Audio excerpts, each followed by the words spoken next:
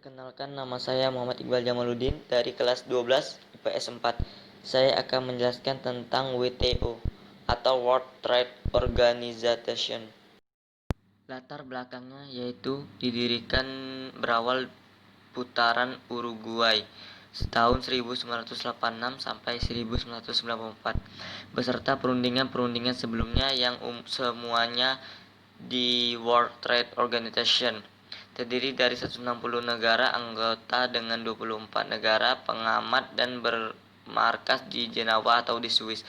Disahkan sebagai organisasi perdagangan dunia pada 1 Januari 1995. Tujuannya yaitu bertujuan untuk satu, mendorong perdagangan bebas dengan mengurangi dan menghilangkan hambatan-hambatan perdagangan, menyediakan forum perundingan perdagangan internasional, memantau kebijakan perdagangan di negara-negara anggota. Tujuan hukum perdagangan internasional: 1. Mencapai perdagangan internasional yang stabil. 2. Meningkatkan volume perdagangan dunia. 3. Mengembangkan sistem perdagangan multilateral. 4. Meningkatkan pemanfaatan sumber-sumber kekayaan dunia. Isu-isu konkret WTO yang menjadi perjuangan Indonesia: adanya penghapusan subsidi domestik, penghapusan subsidi ekspor, peningkatan akses pasar melalui penurunan tarif, antara lain masalah ketahanan pangan atau food security, pembangunan pedesaan atau rural development, pengentasan kemiskinan atau alleviation of poverty. Di bidang pertanian, terkait dengan faktor yang menjadi tulang punggung pembangunan: 1. Ketahanan pangan. 2. Pembangunan desa. 3. Pengurangan kemiskinan.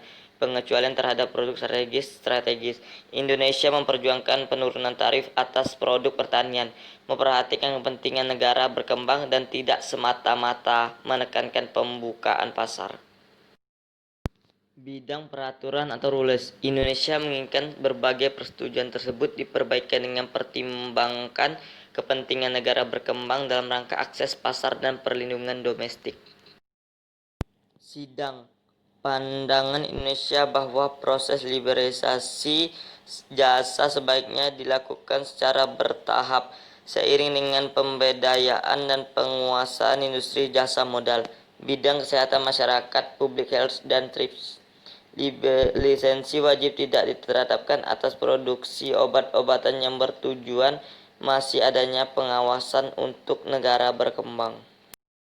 Bidang investasi, Indonesia berpendapat bahwa mengembangkan industri dan pertumbuhan sektor real harus didorong oleh pertumbuhan investasi yang signifikan.